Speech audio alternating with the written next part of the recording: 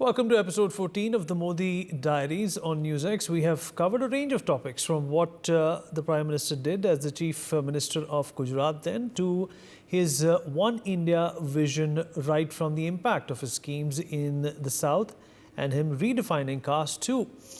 We try to break down data in this series, and today's episode focuses on his Diaspora Connect. Our team, through research, has found that in the past 10 years, Prime Minister Modi has addressed 30 diaspora events in 21 countries and drew a crowd of at least 286,800 people in his events.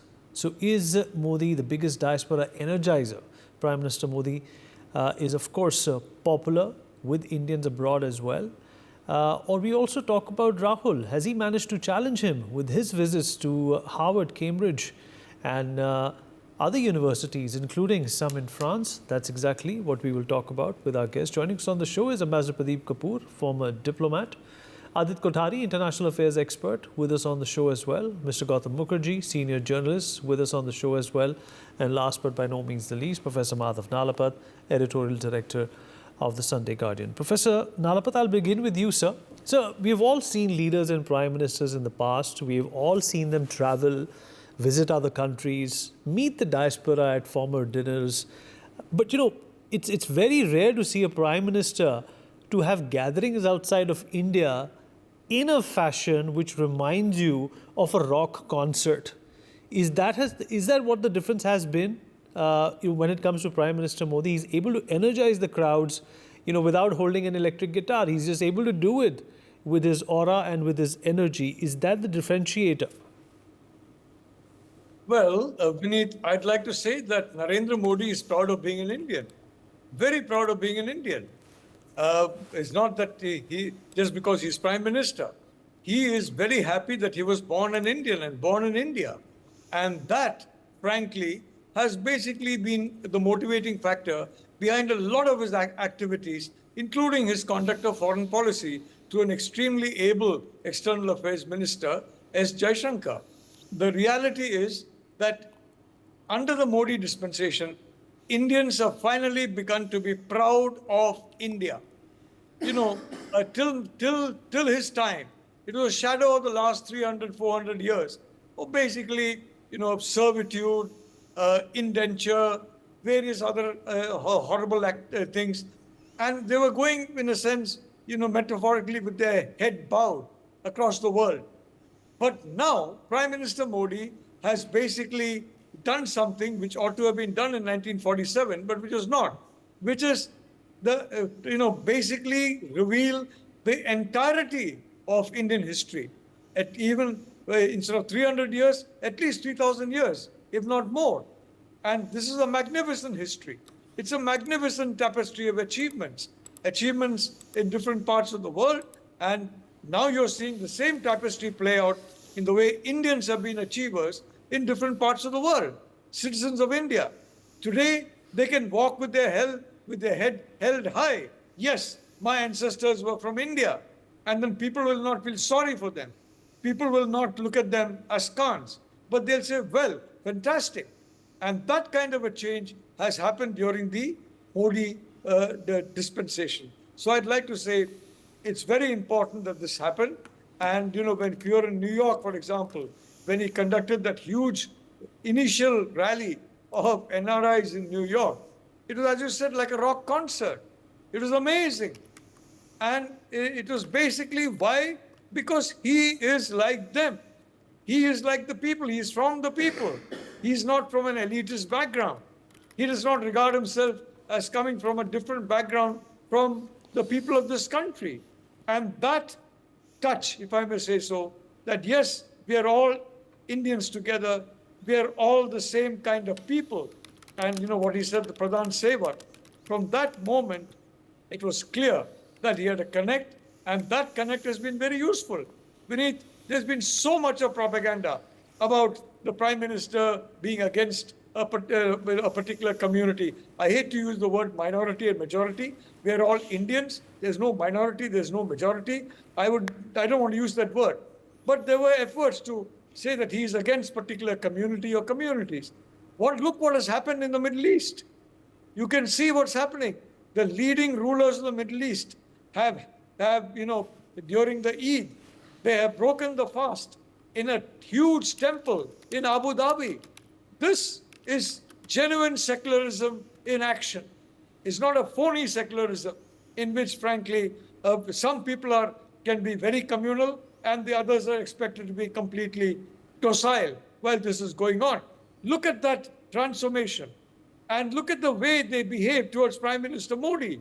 They consider him a brother, and he is a brother to them. From the warm embrace to this temple visit, and I can assure you that as and when a mosque comes up, in Ayodhya, Prime Minister will be there, and top leaders of the Middle East will be there, because after all, we are all children of the same Almighty. We are all Indians together. Narendra Modi has made us proud to be Indian in a way that, frankly, has not been seen since 1947. Absolutely right. So, Ambassador Kapoor, what do you make of what Professor Nalapat said? And also, let's talk about the Prime Minister's appeal when it comes to outside of India as well. Obviously, we living in India would get to know more of his work. We would get to see more of him on television channels. But, when you're able to penetrate the diaspora at the level that he has been able to, what do you think has been the secret sauce? Thank you, Vineet, and thank you to Professor Nalapat for such a good expose. I am entirely in agreement with every word that he has said. Prime Minister Modi has been very, very successful because I consider him as a diplomat par excellence. He understands India to its core, and he projects India in a very, proper fashion, appropriate fashion abroad. And that sort of appreciation has now percolated through to the world leaders also. And the Indian diaspora, therefore, has also felt very empowered and energized because now they see a leader who's, sort of talking positively, working day and night for India, for the country, for the people of India, for not only the citizens of India who are living in India, but for the entire Indian diaspora. Now, the Indian diaspora is a very powerful element all over the world, and particularly in a country like USA, you have the Indian diaspora in very important positions. The IIT alumni, for example, are in most of the corporate sector, organizations, the multinational corporations, the US corporations, in very senior positions in the C-suite. There would be more than 350 out of the Fortune 500 where the Indian diaspora occupies either the top seat or the seats just below that, number 2 or number 3 in all these organizations. Then you have the Indian diaspora having very prominent positions in the academia and in the NGO world. The heads of so many NGOs now are Indians. So if you start looking at the work that they have done, but they were not having that sort of synergy to come forth and talk about it. And they have been very law-abiding. They have been contributing to the country. They have been generating resources. They are not in the jails or prisons like some of the other, diaspora. They have a very great credibility, very great standing, very great reputation. So they are seen by a lot of people as very positive attributes to any country, to any economy. Now, a lot of senators and congressmen whom I have spoken to regularly in Washington, D.C., they talk about this aspect of the Indian diaspora, that it is one of the best diasporas and highest per capita income generating diaspora in the US also. And the contribution to the industry here is probably much more than either Stanford or Harvard or MIT or Princeton or most of these universities put together also. So that is a sort of contribution which the Indian diaspora is making. And Modi's, capacity and charm, what they talk about, the senators and congressmen, is that we look at him as a rock star. That is the word they use, that when he comes to the US, the way he's able to galvanize the Indian diaspora, and the American presidents also join in some of those events at some stages. So he projects a very, very positive image of India and also harks back to the Indian civilization and the civilizational links. Now, on the other hand, there are, a lot of interests which are inimical to India's national interest, India's progress, India's development.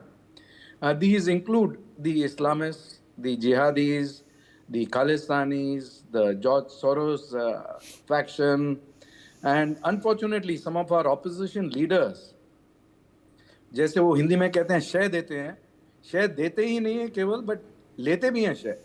For example, when during the last visit of the Prime Minister of India to the US, there were thousands of messages, email messages, letters sent in the mail, and phone calls to the administration, US administration, against India, against the visit of the Prime Minister of India. And who was sending all these messages? Were all these groups I mentioned, and also the visiting leader from India from the Congress. He had signed the same wordings in a letter to the White House saying that this visit should not go ahead as planned because of these reasons. Now, if that sort of stand can be taken by the opposition, it is very unfortunate that they can sort of team up or gang up with all the forces which are inimical to India's national interests. So India is also to see how to deal with this problem. And if the vote were to be held in the diaspora, or the diaspora were in a position to vote, for example, or if there was a sort of a ballot poll of the Gallup poll of the diaspora, the winner hands down would be Modi. And not only that, even beyond the diaspora, there are a lot of very large number of supporters in the elite in the US who are very strong supporters in the strategic community, in the geopolitical community. They all understand his importance to the world and the value that he brings to the future of democracy, to the future of US strategic interests in the Indian Indo-Pacific region, in the Southeast China Seas, in East China Seas. So they understand that value and they respect that value.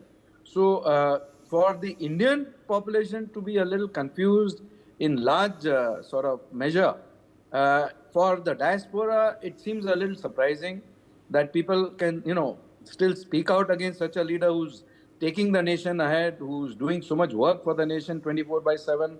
And Professor Nalapat also mentioned about the Middle East and Abu Dhabi and, about the breaking the fast, which has never happened. These are things which are absolutely historical, civilizational changes which are taking place.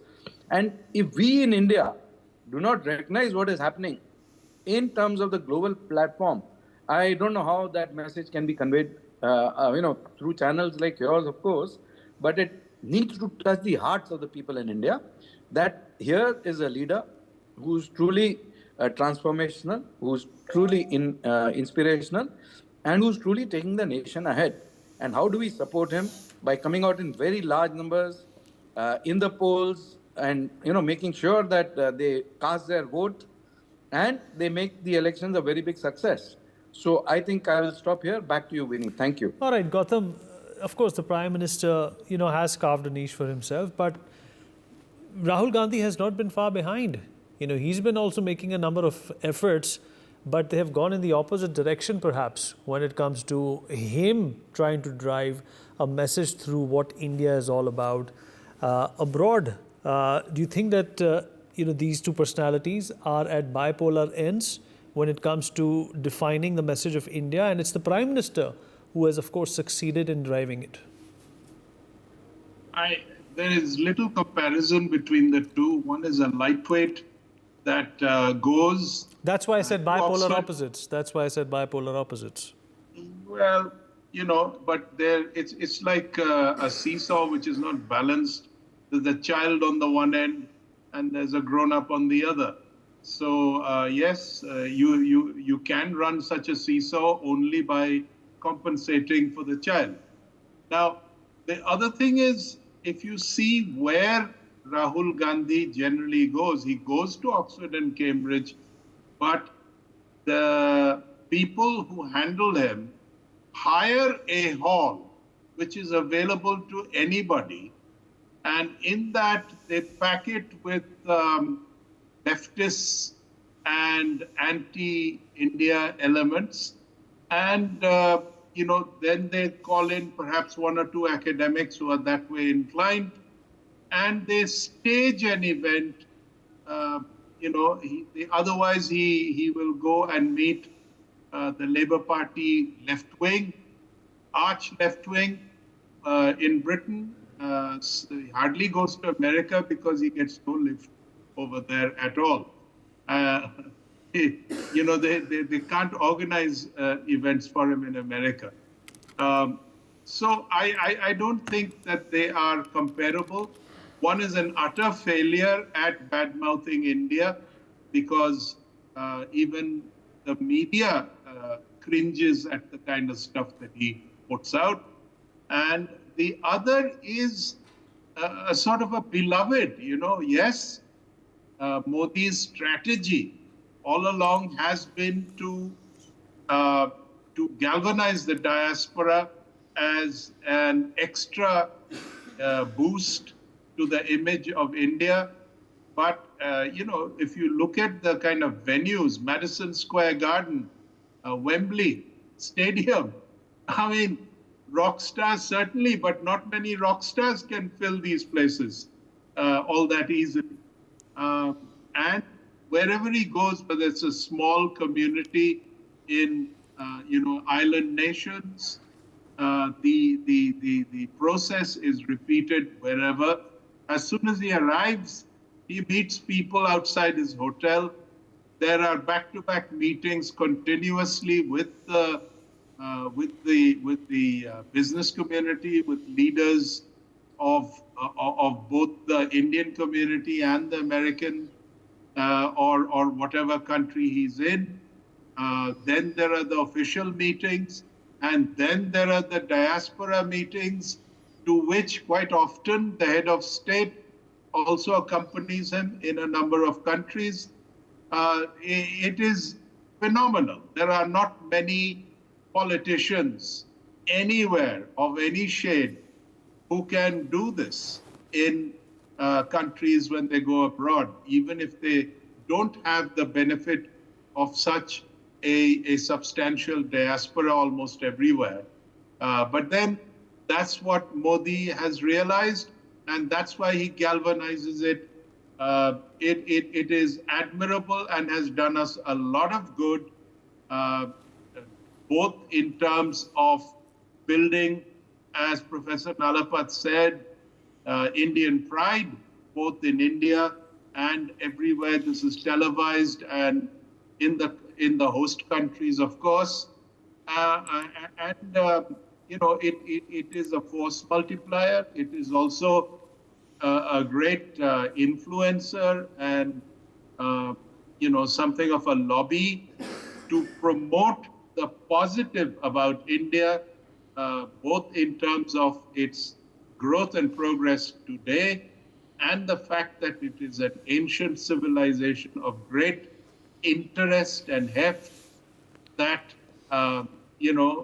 any nation would be proud of. And there are very few countries that can boast of the kind of history, geography, and variety that India is blessed with. Beneath. Adit, your interpretation of the Prime Minister and his ability to, create this ripple effect, not just within the country but outside as well. What would you attribute it to? Is it his personality? Is it the tough decisions that he has taken?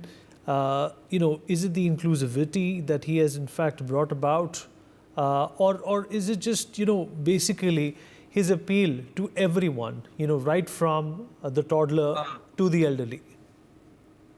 Vineet, is there an option for all of the above? Yes, Because if there was, that would be the right one to choose. I mean, look, I've been living in the UK for just close to about 20 years, and I've seen the perception shift.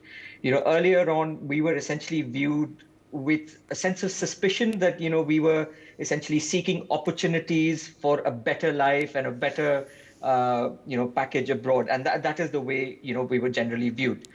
Narendra Modi, rightly, he has diagnosed that particular pulse, and he has transitioned that vision and has included the Indian diaspora into the game, into the growth story of India, and the transition has essentially been from a brain drain to a brain gain kind of a concept. His vision of Indianness essentially includes just not the people who essentially live in India, but ambassadors like ourselves who essentially live in the West and talk about India and essentially represent India to the best of its abilities. And that is where I feel that Rahul Gandhi, with his visits to either United Kingdom or United States, essentially failed us collectively, because what he was essentially trying to do was trying to create, or rather appeal to that cabal of intelligentsia where they believe it's a fashionable trend to essentially insult India, to denigrate its civilizational value system, let alone, of course, use foul languages for the Prime Minister of India. And rightly so.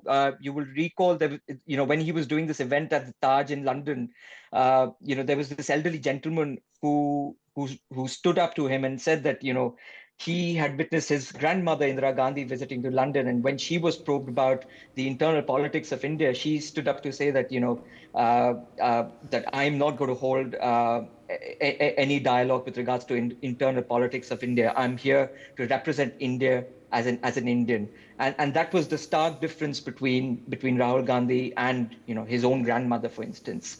Rahul Gandhi's duplicity of using international platforms to essentially defame India, and then go back to staying in Lutyens' mansions, that in itself is flabbergasting. But then, when he talks about press freedom, when he talks about curbing of freedom of press, and then, when the media actually discovers the stories of, how they have essentially dealt in the Congress ruled states, what they have dealt with media personalities. For example, you look at how the Congress headquarters had targeted Adesh Rawal in Delhi, and then Shiv Arur and Gaurav Sawant were attacked. Pallavi Ghosh was essentially, she was essentially subjected to a lot of hate online as a consequence of her stand on the Rajiv Gandhi murderers. So, there is a sense of duplicity which the Congress is now platforming and endorsing, which is a dangerous trend.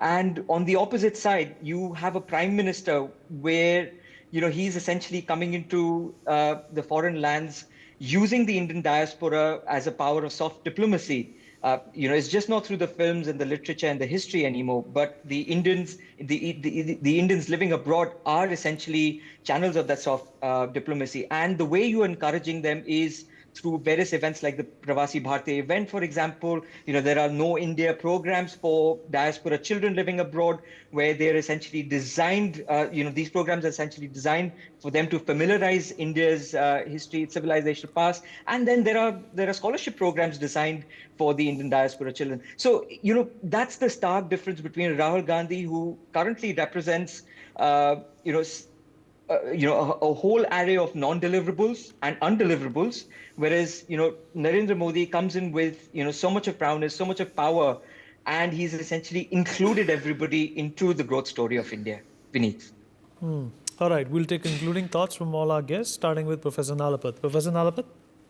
Vineet, my wife and I were in New York when the Prime Minister Modi, newly sworn in, came to Madison Square Garden, and we watched on television. And we had the three friends with us who are not, frankly, of Indian origin. And for about 2 hours, they were haranguing us about how horrible the country had been. And then we all watched silently the Prime Minister's interaction there. And at the end of that, they were completely changed. Their attitude to India completely changed. I saw this happen in 2014 September. My wife saw this happen in front of our very eyes. We didn't go to Madison Square Garden, but we watched on television from a hotel room. And that is the difference between Rahul Gandhi and Narendra Modi. Rahul Gandhi is obviously ashamed of India. He is unhappy with the fact that, he was born in India, despite the fact that India has showered so many gifts on him, including all the benefits of, if I may say so, his family lineage. Huge amount of benefits he has got right from birth. But the fact is, he is ashamed of India. He is ashamed of being an Indian. And that comes through in every conversation he has in the kind of company he keeps. Narendra Modi is proud of India, proud of being an Indian. And under Narendra Modi, India has been acknowledged as one of the big four, along with China, United States, Russia, and India. under the previous dispensation, they never thought of themselves as being a great power. They, at the most, a very large populated country, but a very poor country. They despised their own country. But this is the Prime Minister who loves and respects his own country, and who says, we belong to the high table, as indeed we do as Indians, as has very correctly been said by Dr. Kothari. Throughout the world, Indians are number one in achievement. Absolutely right, sir. Ambassador Kapoor, 10 seconds, please. 10 seconds. Thank you. Thank you, Vineet. I have seen the change personally in the sense that I've been coming to the US now for more than 3.5 decades. And the way India is perceived in the segments of the community, such as political community, the think tanks, and amongst the diaspora themselves, and the perception of the diaspora, the way it has changed. One simple example is, on his last visit to the US, when President Biden hosted him for a state visit, the reception which was given to the Indian diaspora by President Biden in honor of Prime Minister Modi was absolutely spectacular. Okay. I don't think there was anything We've run out of time, sir. Apologize. We can't take any more thoughts. We've run out of time, but definitely we have assimilated some stellar points when it comes to the Prime Minister and his appeal outside of India as well. We take a short break. Be right back. For more such videos, subscribe to the NewsX YouTube channel, hit the bell icon.